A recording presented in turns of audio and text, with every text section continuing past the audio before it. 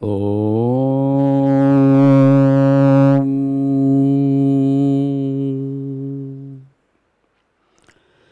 ఐం హ్రీం శ్రీం ఐం క్లీం సౌః హంసశివసోహం మత్ఫ్రీం మదక్షమరయూం మసోం సాక్షమరయీం సహౌం స్వరూపనిరూపణహేతవే సుగురవే శ్రీ అన్నపూర్ణాంబాసహితం శ్రీ అమృతానందనాథ సరస్వతి శ్రీ రుద్రీపాదుకాం పూజయామి తర్పయామి నమః. ఐం హ్రీం శ్రీం ఐం క్లీం సౌః హంసశివసోహం మత్ఫ్రీం మదక్షమరయూం మసోం సాక్షమరయీం సహౌం స్వరూపనిరూపణహేతవే సుగురవే శ్రీ అన్నపూర్ణాంబాసహితం శ్రీ అమృతానందనాథ సరస్వతి శ్రీ గురుశ్రీపాదుకాం పూజయామి తర్పయామి నమః. శుక్లాంబరధరం విష్ణుం సరివర్ణం చతుర్భుజం ప్రసన్నవదనం ధ్యాయేత్ సర్వవిఘ్నోపశాంతే. అగజాననపద్మార్కం గజాననమన్నితం అనేకదంతం భక్తానాం ఏకదంతముపాస్మహే. గణానాం త్వా గణపతిం గవామహే కవిం కవీనాం ఉపమస్రవస్తమం. జ్యేష్ఠరాజం బ్రహ్మణస్పద ఆనశృణ్మన్నోతిమిత్తేదసాదనం. ఓం శ్రీమన్మహాగణాధిపతయే నమః. ధ్యాయామి. ఓం శ్రీం హ్రీం క్లీం గ్లౌం గం గణపతియే వరవరద సర్వదినం మే వసుమానయ స్వాహా. ఓం శ్రీం హ్రీం క్లీం గ్లౌం గం గణపతియే వరవరద సర్వదినం మే వసుమానయ స్వాహా. ఓం శ్రీం హ్రీం క్లీం గ్లౌం గం గణపతియే వరవరద సర్వదినం మే వసుమానయ స్వాహా. ఓం శ్రీం హ్రీం క్లీం గ్లౌం గం గణపతియే వరవరద సర్వజనం మే వసుమానయ స్వాహా.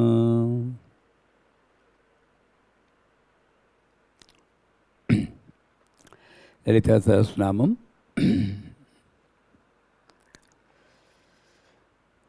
సింధూరారుణ విగ్రహాం ప్రణేనాం మాణిక్యమౌళీ స్ఫురస్తారానాయకశేఖరాం స్మితముఖీం మాపీనవక్షోరుహాం పాణిభ్యాం మలిపూర్ణరత్నచషకం రక్తోత్పలం బిభ్రతీం సౌమ్యాం రత్నఘటస్థరత్నచరణాం ధ్యాయేత్ పరామంబికాం.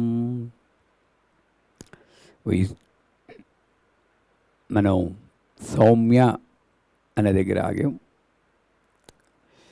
ఇవన్నీ కూడా మొట్టమొదటి నుండి రాసుకోమన్నాను. ఏమిటి లలితలో మనకి అమ్మవారిచ్చే సూచనలు ఏమిటి? త్యాగం, చైతన్యం, సింధూరారుణం, వర్తమానంలో జీవించడం, తృణైనాం, ఉన్న జీవితానికి తృప్తి చెందడం, అలిపూర్ణ రత్నశకం, రక్తోత్పలం, సేవాభావం, త్యాగనిరతి,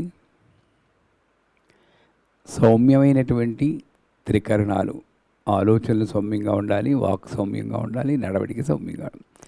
ఇవన్నీ ఉన్నప్పుడు పరిపూర్ణమైన వ్యక్తి అయిపోయాం మనం. అప్పుడు నాకు ఏమొస్తుంది అంటే సౌమ్యాం రత్నఘటస్థ రక్తచరణాం. ఆ రత్నచరణం విశ్వం ఒక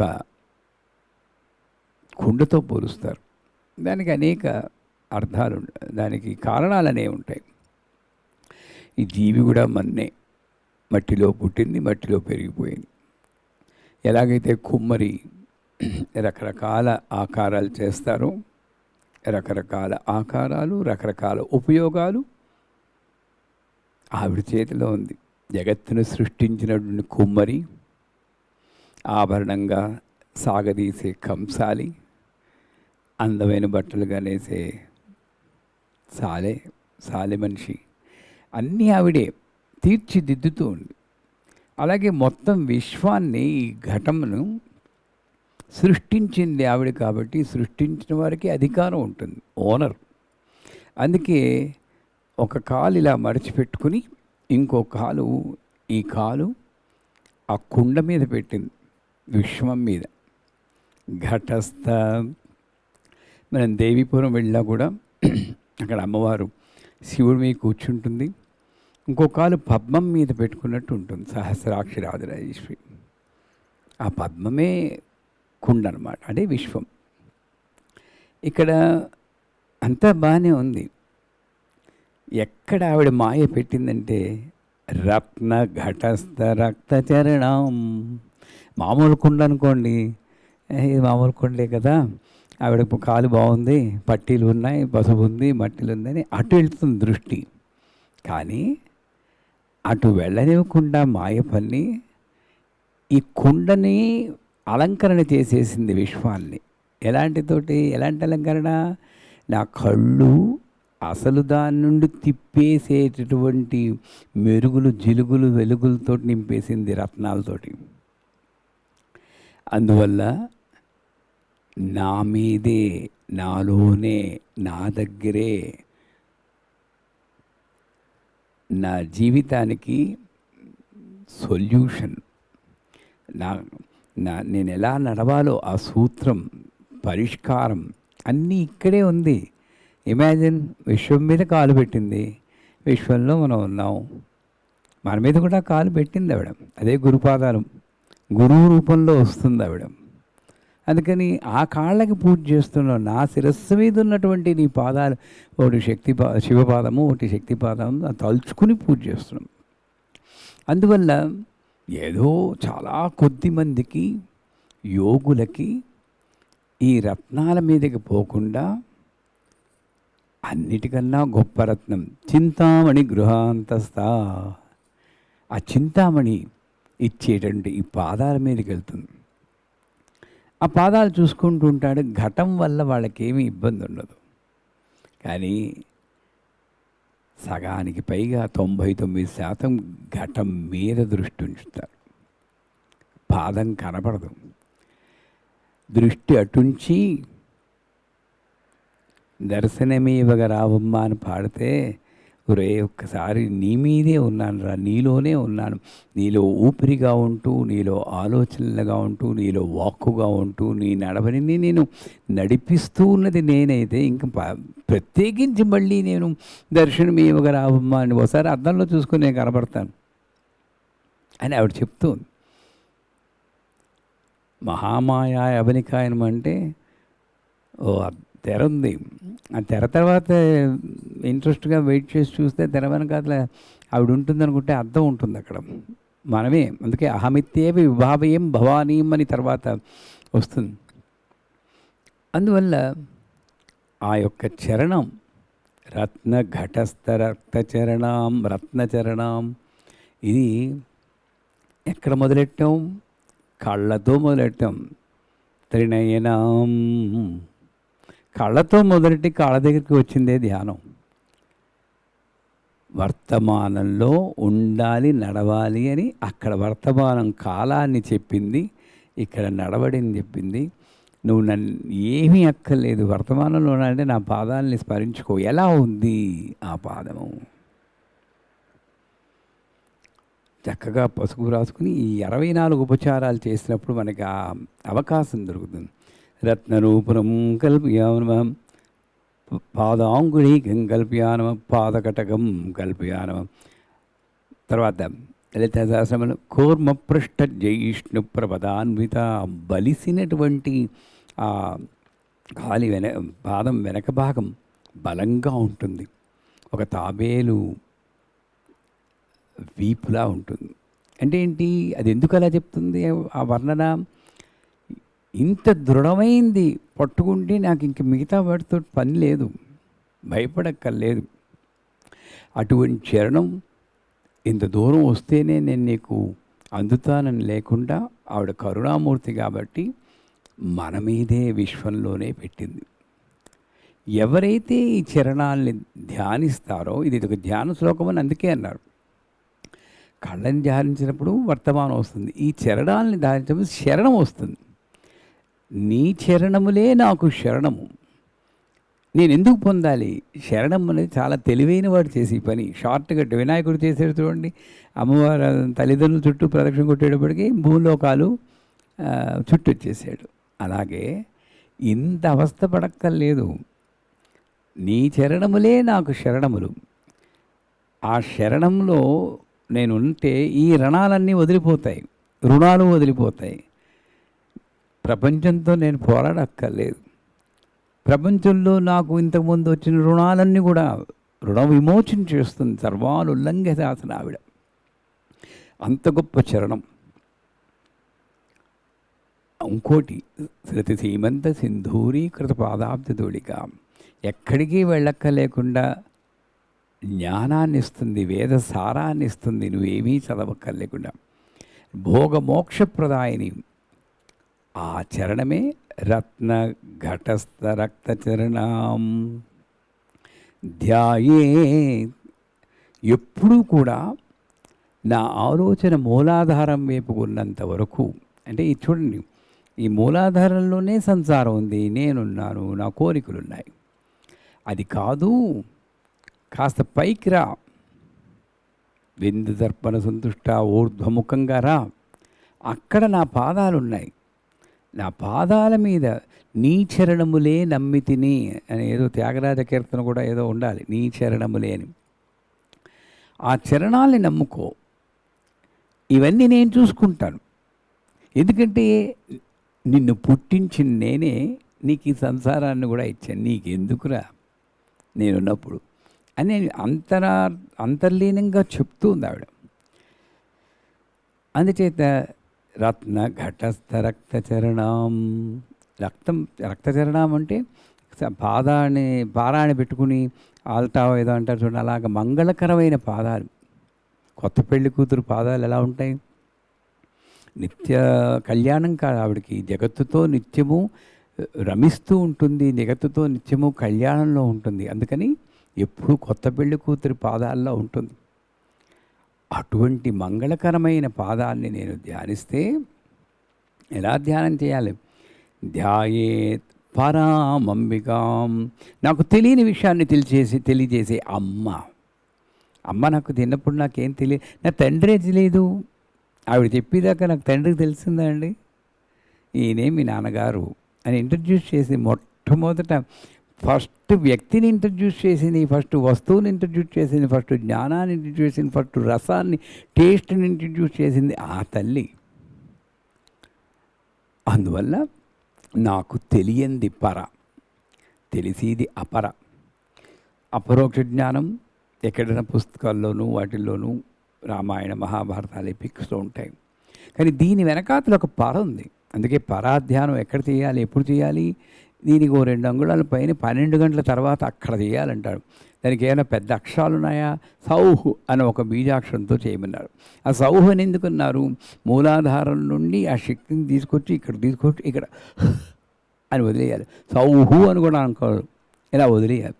అంటే నేను ఈ ఆలోచనలో అంతా వదిలేసి నాకు కనబడినటువంటి, నాకు అర్థమైనటువంటి నిన్ను నేను శరణ పొందుతాను. అందుకే ధ్యాయే రత్నఘట రక్తచరణాం ధ్యాయే పరాం అంబికాం. అపరాన్ని సృష్టించినటువంటి అంబిక అంటే గొప్ప అమ్మ, ముగ్గురమ్మలకు మూలపుటమ్మ, పెద్దమ్మ. ఆవిడ పరలో ఉంది. అందుకే పరధ్యానం అంటారు. ఎవరైనా సరే కాస్త అలా ఉండిపోయారు అనుకోండి, ఏంటి ఆ పరధ్యానం, ఏం ఆలోచిస్తున్నాం? ఏం లేదు. ఏం లేని దాని గురించి చేసేదే ఆ పరాభవాన్ని. అంచేత అనుగ్రహం నాకు వచ్చిందనుకోండి, ఆ చరణం నాకు చూడగలిగి ఆ యొక్క దాని తర్వాత చెప్తారు, ఆ కాంతులు నేను అనుభవించగలిగితే ఏమీ లేదన్నటువంటి విషయాన్ని నేను తెలుసుకుంటున్నాను. బ్యూటీ అది. వేదాంతం ఎక్కడ ఎండ్ అవుతుందంటే, ఏదో తెలుసుకోవాలని తపనపడి ఏమీ లేదు అని అది తెలిసిన వాడే గొప్ప జ్ఞాని అంటాడు. అంటే తెలుసుకోవాల్సింది ఏమీ లేదు, అన్నీ తెలియబడే ఉన్నాయి, ప్రకటమయ్యే ఉన్నాయి అని. రత్నగడ రక్తచరణాం ధ్యాయే. ధ్యానం అన్నది ఎలా చేయాలి? నేను వేరు, అమ్మ వేరు అన్న స్థితి. ఈ ధ్యానానికి ఒక ప్రాసెస్, ధ్యాతృదే రూప అన్న స్థితిలో ఆవిడ చెప్పట్లేదు. నెక్స్ట్ స్టాండ్ ఎలా చెప్తున్నారు?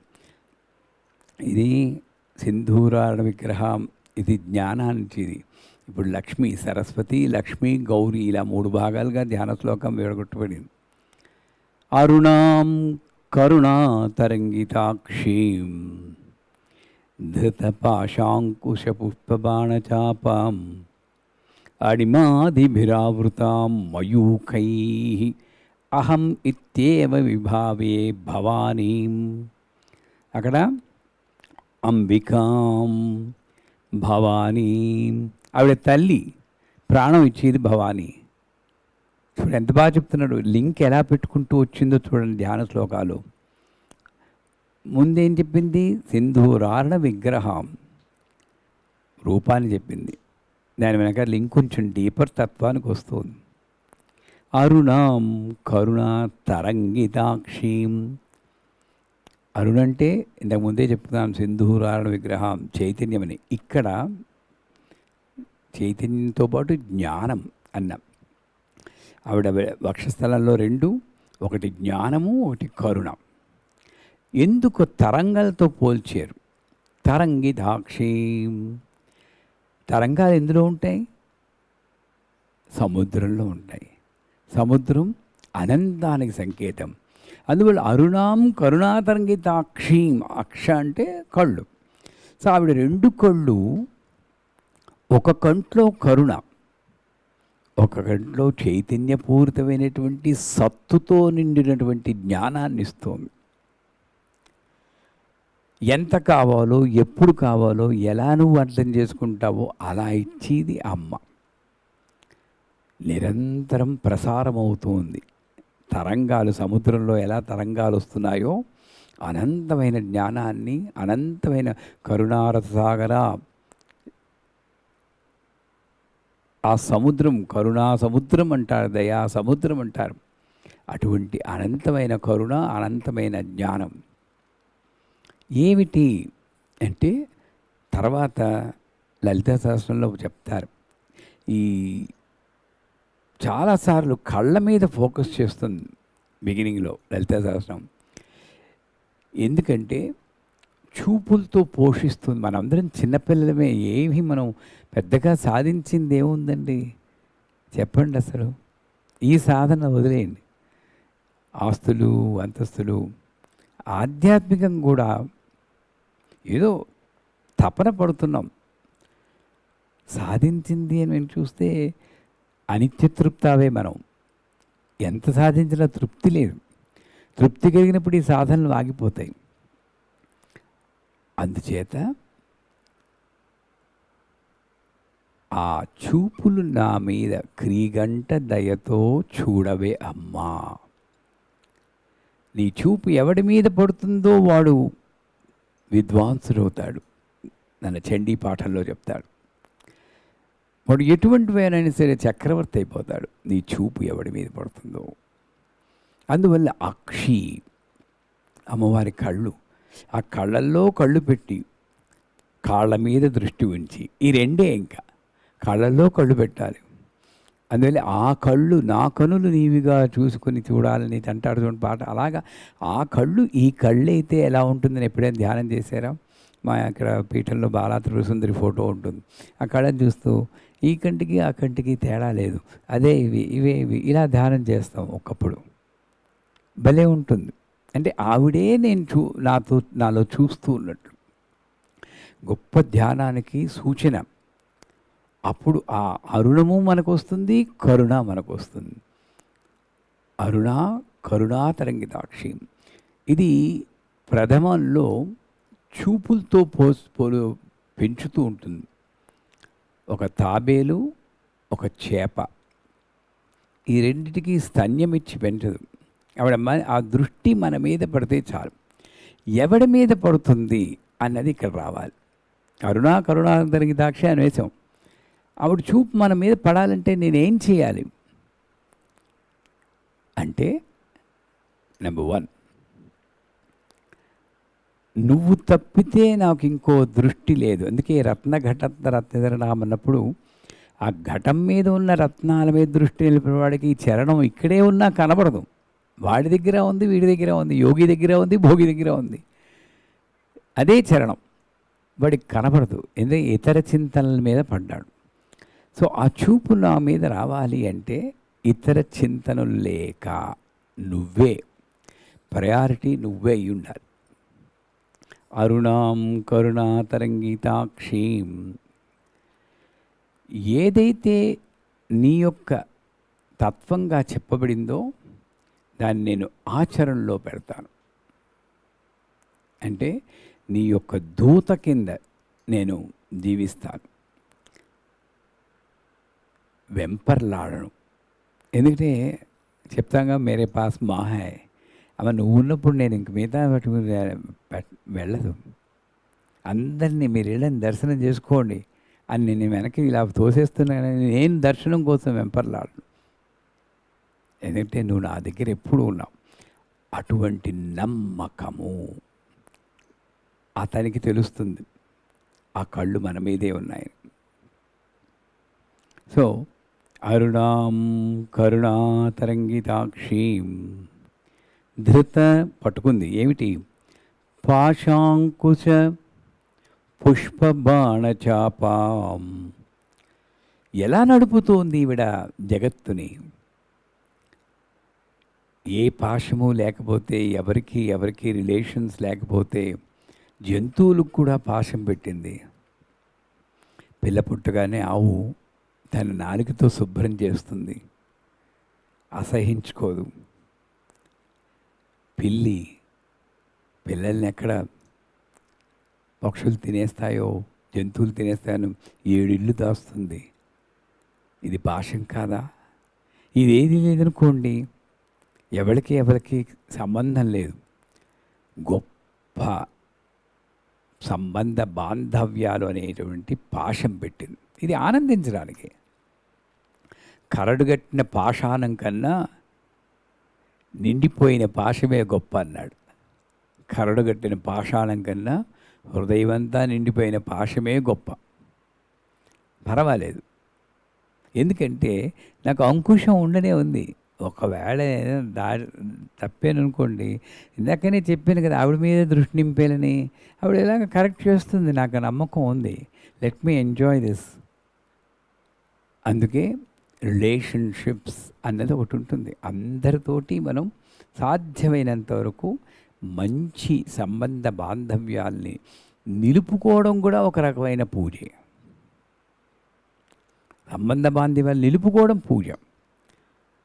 ధృతపాశం, ఈ పాశం వేరు, ఆ యమధర్మరాజు పాశం వేరు. అందరూ అక్కడ అదే పాశం అనుకుంటాడు. ఈ పాశం అదుపు తప్పి నాకు దేని మీద ఉండాలి?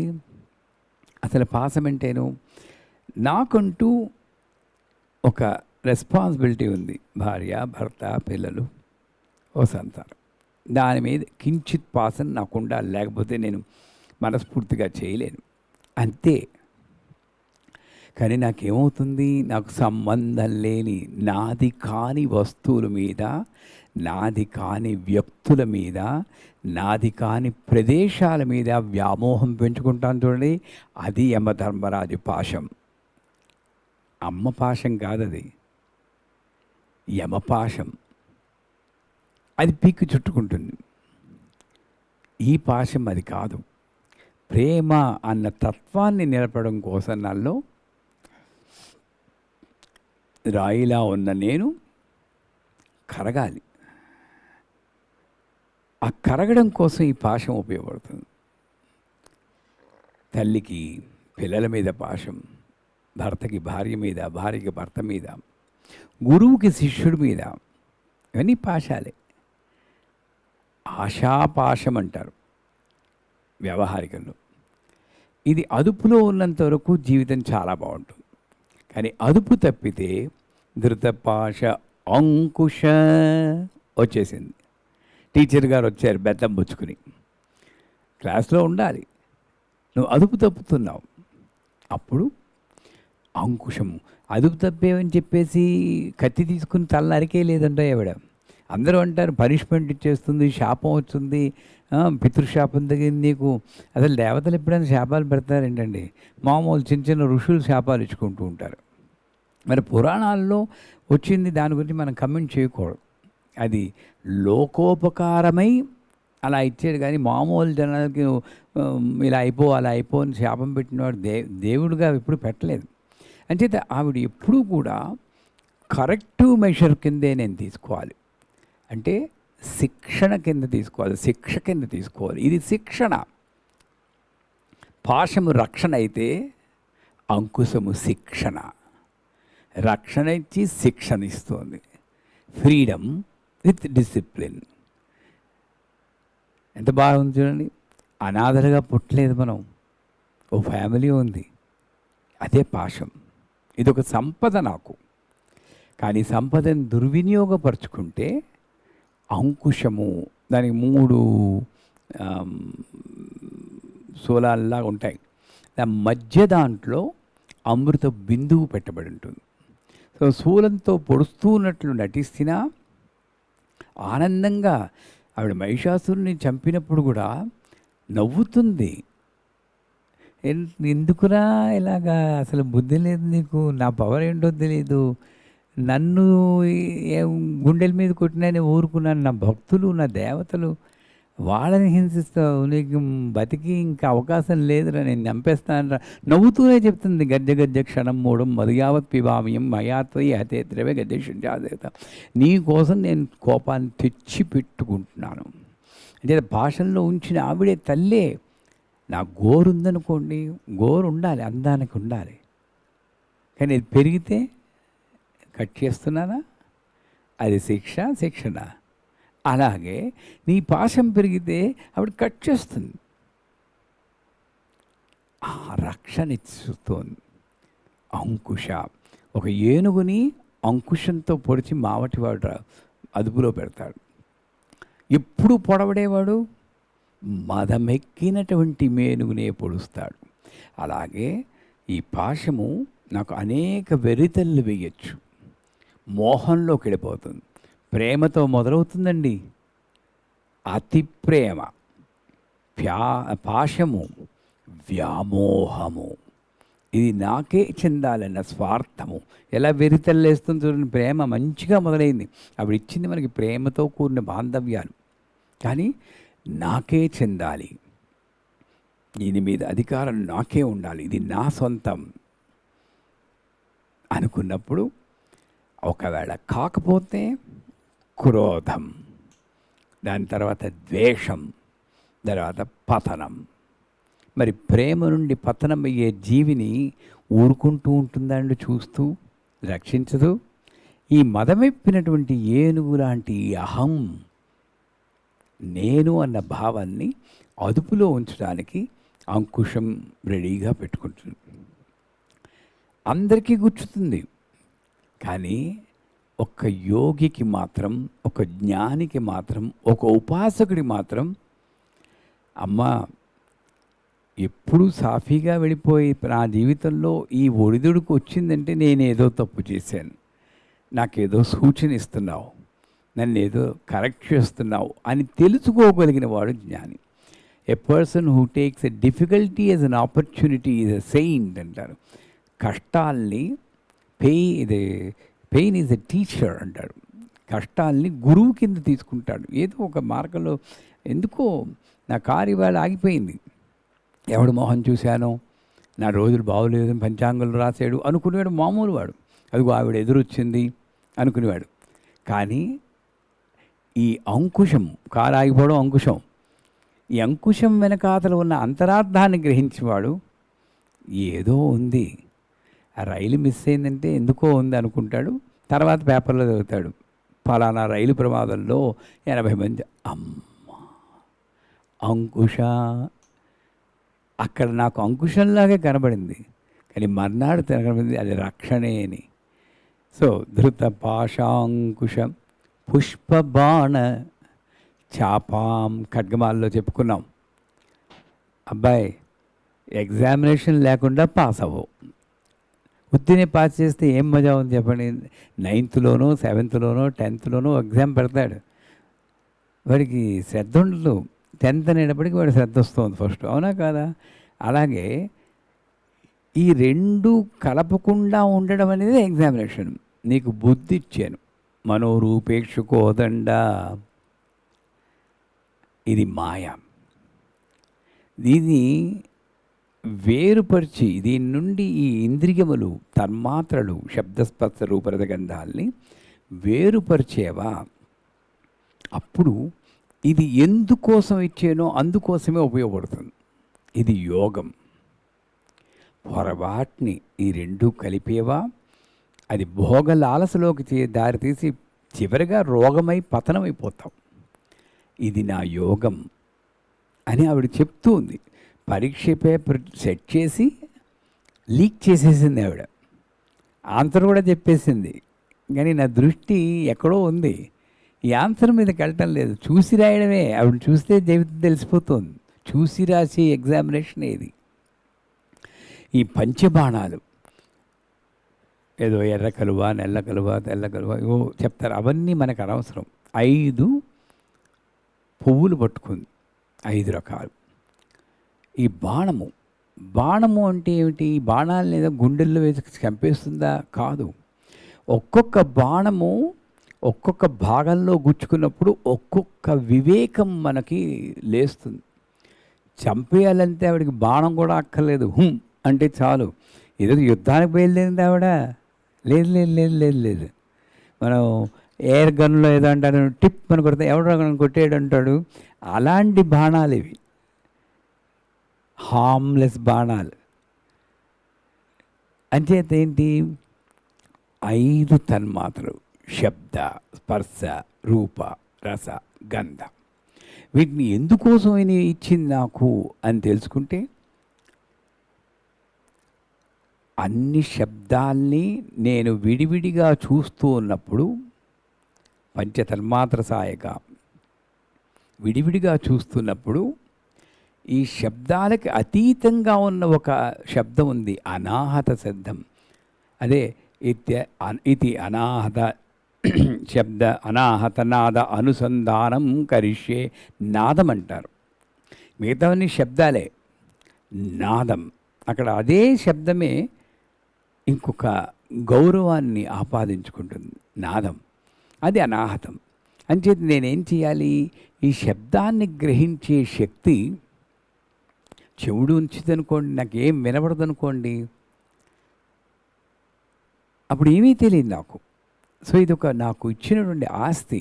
కానీ దీన్ని ఉపయోగించుకుని ఏ శబ్దం వింటూ ఉన్నా సరే అమ్మకి సంబంధించిందే శబ్దస్వరూపం. ఎందుకండి అకారాదిక్షకారాంత మాతృకావర్ణ రూపిణి దంశ్రోజ్వల అక్షమాలాదిధర రుధిర సంస్థిత. నీ నరనరాల్లోనూ ఈ జ్ఞానం వ్యాపించాలి. ఏం జ్ఞానం? ప్రతి శబ్దము సర్వదేవ నమస్కారం కేశవం ప్రతిగచ్చతి, మాటే మంత్రము. అలాంటి స్థితిలో నువ్వు ఉన్నప్పుడు ఈ ఒక పంచతన్మాత్ర, తన్మాత్ర అంటే ఏంటి? నిన్ను రక్షించేది, తనువుని మాయలో పడకుండా రక్షించేది తన్మాత్రలు, శరీరాన్ని రక్షించేది తన్మాత్రలు. అటువంటి శరీరాన్ని రక్షించేది. ఇప్పుడు నా చేతిలో పిస్టల్ ఉందనుకోండి, ఎవడైనా దొంగడు వస్తే కాల్చడానికి ఉపయోగపడుతుంది. నాకు అది ఎలా వాడాలో తెలియక ఇలా పెట్టి పేలు చేసుకుంటున్నాను నేను. ఈ తర్వాత నేను వాడరని తెలియకుండా నేను నిరుపయోగపరుచుకుంటున్నాను. శబ్ద, స్పర్శ, కనబడేటటువంటి వస్తువుల స్పర్శ కోసం చెప్పానుగా, ఖడ్గమాల్లో పురంగ తిరంగ పతంగ మాతంగ, ఒక ఏనుగు, ఒక దీపపురుగు, ఒక లేడీ. ఎలాగైతే ఒక చేప ఎలాగైతే విషయవాసనలకు వెళ్ళి చిక్కుకుని పతనమవుతాయో, ఈ జీవుడు శబ్దస్పర్శ రూపరసగంధాల వెనకాతల పరిగెత్తి తన ఉనికిని కోల్పోతాడు అని చెప్తుంది. ఏనుగు స్పర్శ వల్ల, ఆడ ఏనుగుకి మగ ఏనుగు స్పర్శని తగిలిస్తే ఆ స్పర్శ కోసం వెంపలాడుతూ మర్చిపోయి ఓ గుంటలో పడిపోతుంది. వాడు బంధించేశాడు, ఏ సర్కస్ కంపెనీకో లాక్కెళ్ళిపోతాడు. అంచేత నేనేం చేయాలి? ఈ స్పర్శనే ఇంకొంచెం హయ్యర్ లెవెల్కి తీసుకెళ్ళాలి. గాలి నా శరీరాన్ని తాకుతూ ఉన్నా కూడా ఆ స్పర్శని అనుభవించేటటువంటి జాగరూకత స్థితిలో నేను ఉండాలి. ఎంతమంది సోఫాలో కూర్చున్నాక కొంచెం కంఫర్టబుల్గా ఉంది అని అనుభవించి కూర్చునేవాడు చాలా తక్కువ. రోజు పరుపే, జస్ట్ కేర్లెస్గా పడుకుంటాం. ఆలింగనంలో ఆనందం, స్పర్శ అన్నీ అమ్మ నాకు ఇచ్చేటువంటి స్పర్శే అని శబ్ద, స్పర్శ, రూప నాకు కనబడి ప్రతి రూపము అమ్మే. కళ్ళిచ్చాడు ఎందుకు? విభజనతో చూడడానికి కాదు, ఏకీభావంతో చూడడానికి. అందుకే ఇదేమో ఒక మంద నుండి వెళ్ళిపోయినటువంటి ఒక మేకపిల్ల అమ్మని వెతుకుతూ ఎలాగైతే మే మే మే అని అరుస్తూ వెతుకుతుందో అలాగ ఈ కళ్ళతోటి ప్రతి అమ్మని చూసి ఇది కూడా అమ్మేమో, ఇది కూడా అమ్మేమో ఈ జీవుడు వెతుక్కోవడం కోసం ఈ కళ్ళు ఇచ్చింది. అందుకని ఇది కాదు, ఇది భేదభావం, ఇది కాదు, ఇది ఒక్కటే అని పాక్షిక బుద్ధితో చూడడం కోసం కాదు. శబ్ద, స్పర్శ, రూప, రస నువ్వేదిస్తే అదే నాకు అనుగ్రహమే. నువ్వు అనుగ్రహం తప్పితే ఆగ్రహం నీ దగ్గర ఎక్కడుందమ్మా? నువ్వు ఒకవేళ ఆగ్రహంగా నాకు కనబడి కూడా అది కూడా ఒక అనుగ్రహమే అనుకునే స్థితిలో ఉన్నప్పుడు రసం,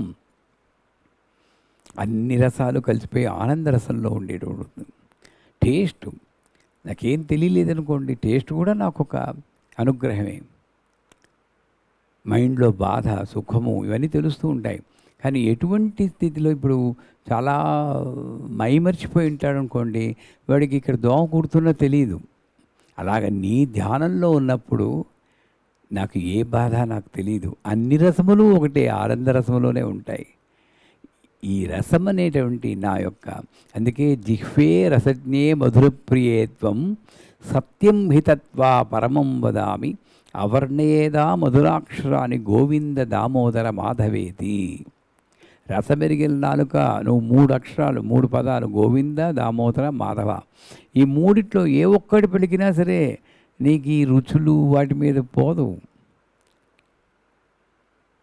మందార మకరంద మాధుర్యములు దేరు మధుపంబునే హృదయములకు అన్నట్లు ఇంక దేని మీదకి మనసు పోదు. అటువంటి రసాస్వాదన స్థితిలో ఉండాల్సిన నేను, అది నాకు అందుకిచ్చింది రసం. రసజ్ఞే జిహ్వే రసజ్ఞే. చివరిగా గంధం, నేను ఎవరితో ఉంటానో వారి యొక్క ప్రభావం నాతో పడుతుంది.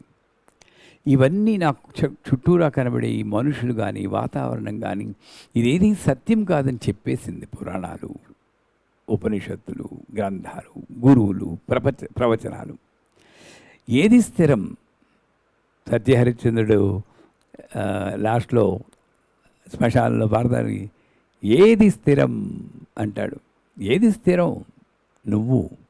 అంచేత ప్రతి అసోసియేషన్, ప్రతి సంపర్కంలోనూ నేను నిన్ను చూసుకుంటున్నాను, ప్రతి బంధంలోనూ నేను నిన్ను చూసుకుంటే, కాశీలో ఉన్నవాడు హైదరాబాద్ గురించి ఆలోచిస్తే హైదరాబాద్ ఫలితమే వస్తుంది, హైదరాబాద్లో ఉన్నవాడు కాశీ గురించి ఆలోచిస్తే కాశీ వాస ఫలం లభిస్తుందని చెప్పుకుంటారు కదా. అంటే నేను సంసారంలో ఉన్నా కూడా అన్ని రూపాలు కూడా నువ్వే అని అనుకున్నప్పుడు, సంసారంలో ఉన్నా కూడా నేను మణిద్వీపంలో ఉన్నట్టే ఆ భోగము అది నాకు లభిస్తాయి అని చెప్తే, ఈ గంధము అనేటువంటి అసోసియేషన్ సంబంధ బాంధవ్యాలు నిన్నే చూస్తాను. ఇలాగా శబ్దస్పర్శ రూపరస గంధాలు నాకు ఇచ్చినటువంటి ఒక గొప్ప సంపద, నాలో బయట వ్యాపించి ఉన్నటువంటి నిన్ను తెలుసుకోవడానికి నాకు ఇచ్చిన సంపద. అది నేను ఎందుకు బుద్ధి నుండి దూరంగా పెట్టాలంటే, ఇది మాయ, ఇది జ్ఞానం. విడిగా ఉన్నప్పుడు జ్ఞానమే.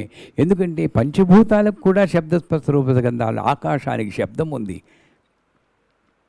వాయువుకి స్పర్శ ఉంది, అగ్నికి రూపం ఉంది, నీటికి రసం ఉంది, భూమికి గంధం ఉంది. అలా 5 పంచభూతాల నుండి వచ్చినటువంటి తన్మాత్రలు.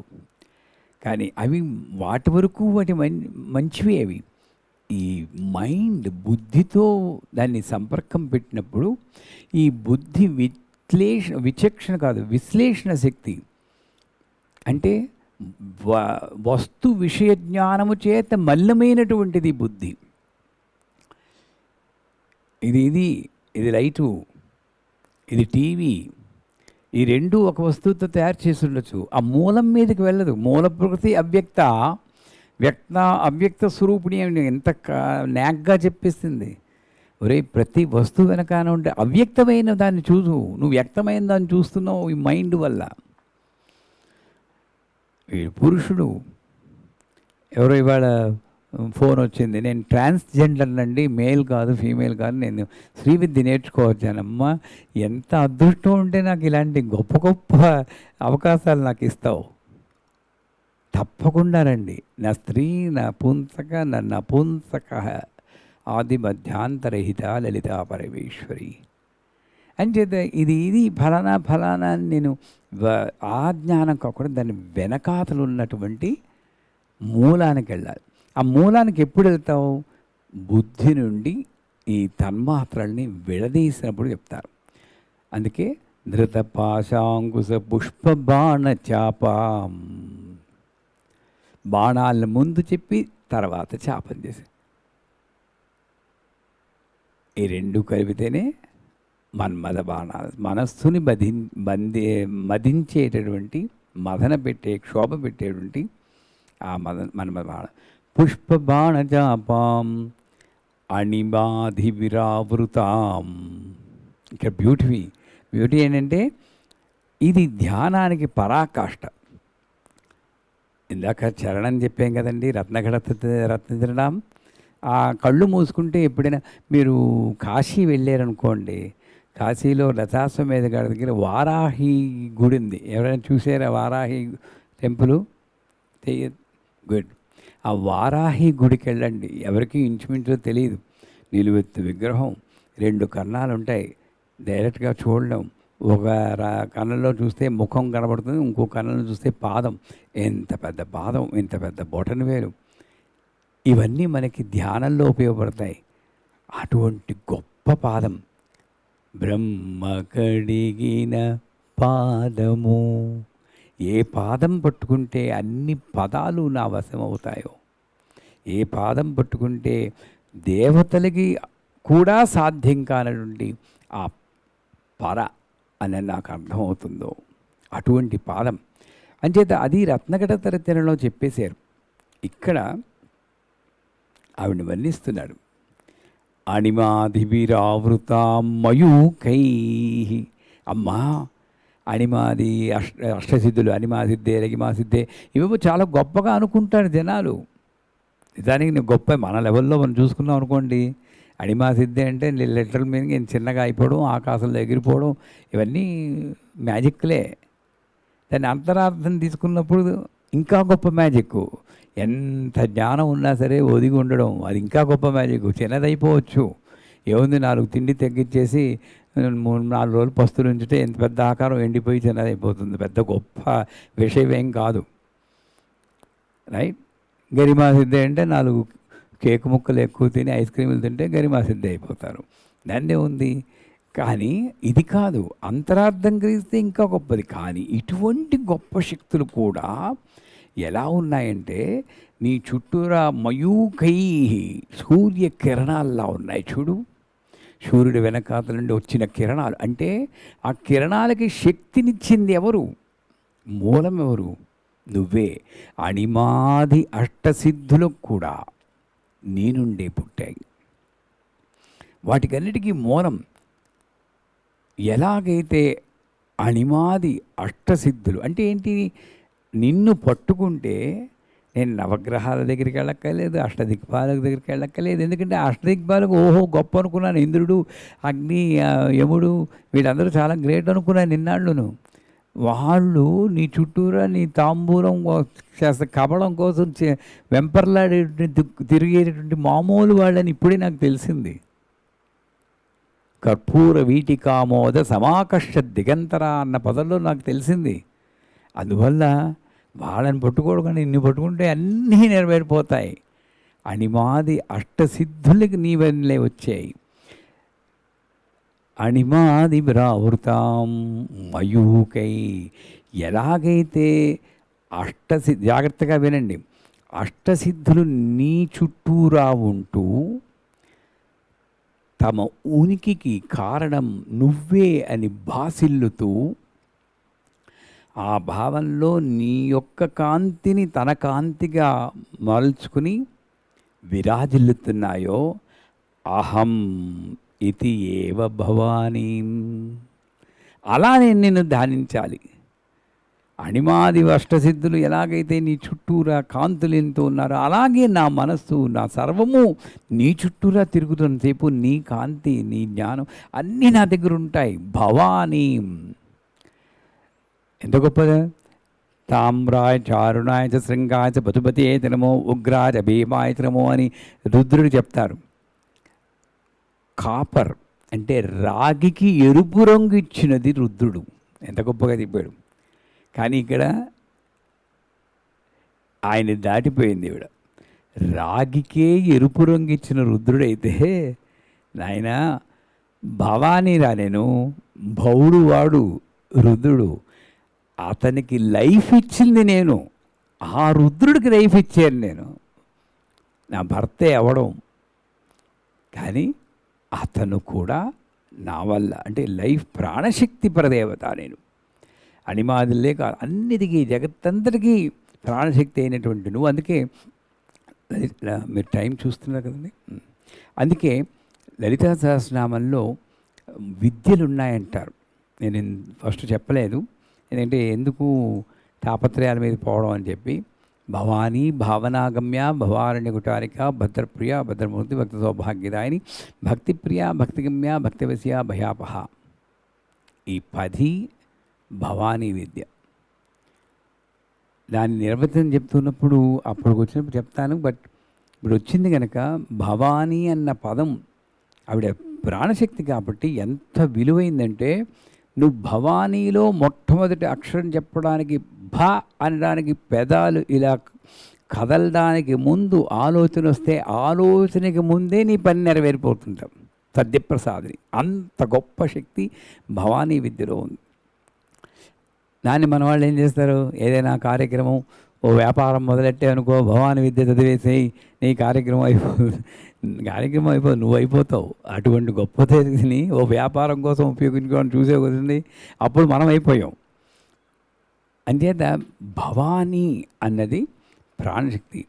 ధ్యాయే సరే ధృతపాశాంగుత పుష్పబాణచాపాం అణిమాదిభిరావృతాం మయూకై.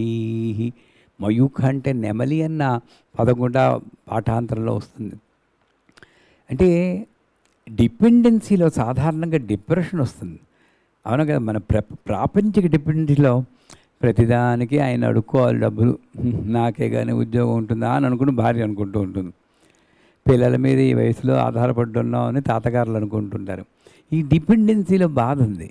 కానీ అతని అండం ఏంటంటే, నేను మీ మీద డిపెండ్ అయ్యాం, నువ్వే నా మూలం, కానీ ఆ డిపెండెన్సీలో నాకు ఆనందం ఉంది చూడు. పురి విప్పిన నెమల్లా నాట్యం చేస్తున్నాను నేను, అంత ఆనందం అనుభవిస్తున్నాను. ఎందుకు? నాకు ఇంక చేయాల్సిందేం లేదు, జస్ట్ బీ దేర్. అటువంటి మియర్ ఎగ్జిస్టెన్స్లో నేను ఆనందం అనుభవిస్తున్నాను. మయూకై అహం ఇత్యేవ భవానీ. అక్కడి వరకు ఒకటి. ధ్యాయే పద్మాసనస్తాం. ధ్యాయే నన్న పుస్తకం కావాలి, రాగాలకి అయిపోతుంది ఎవరినైతే మనం. ధ్యాయే పద్మాసనస్తాం. మొట్టమొదటి కళ్ళు మర్చిపోకండి. తర్వాత ఆ కళ్ళనే కరుణా అరుణా కరుణా తరంగితాక్షీం అలాగే ధ్యానం చేయమన్నాడు. కళ్ళ నుండి కాళ్ళ వరకు చెప్పి, ఆ కళ్ళ వెనకాతల నుండి జ్ఞానమును కరుణను చెప్పి, ఇప్పుడు ఎక్కడికి వస్తున్నాడు? విగ్రహానికి వస్తున్నాడు. తత్వం మొదలుపెట్టాడు, విగ్రహానికి వచ్చాడు. ఎవరిని ధ్యానం చేస్తున్నారు? పద్మాసనస్థాం. ప్రతి చోట మీకు పద్మము, జలజ, కలువ, ఇలాగ అదే పువ్వుని రకరకాలుగా చెప్తూ ఉంటాడు. ఎందుకు? సంసార పంక నిమ్మగ్న సముద్ధరణ పణిత. ఎవరైతే నన్ను ఉద్ధరించి పండితుడో, ఈ పంకజము పంకజాక్షి, నీరజాక్షి, కమలాక్షి, పద్మపత్రాయుధాక్షి ఇలాగ అన్నీ అటుపక్కకి వెళ్ళినప్పుడు నాకు బురద మీద దృష్టి పోదు. ఆ బురద నుండి వచ్చినటువంటి పైకి వచ్చినటువంటి పద్మం మీదకి పోతుంది. ధ్యాయేత్ పద్మాసనస్తాం వికసిత వదనాం పద్మపత్రాయుధాక్షి. అక్కడ ఒకసారి చెప్పింది, సింధూరాణ విగ్రహం త్రిణీనాం మాణిక్యమౌళి స్మృతారానాయకరాం స్మితముఖీం వికసిత వదనాం మందస్మిత ప్రభాప. ఇన్నిసార్లు నీకు ముఖ్యమైనటువంటి నువ్వు చేయాల్సిన పని ఆవిడ మరీ మరీ చెప్తోంది.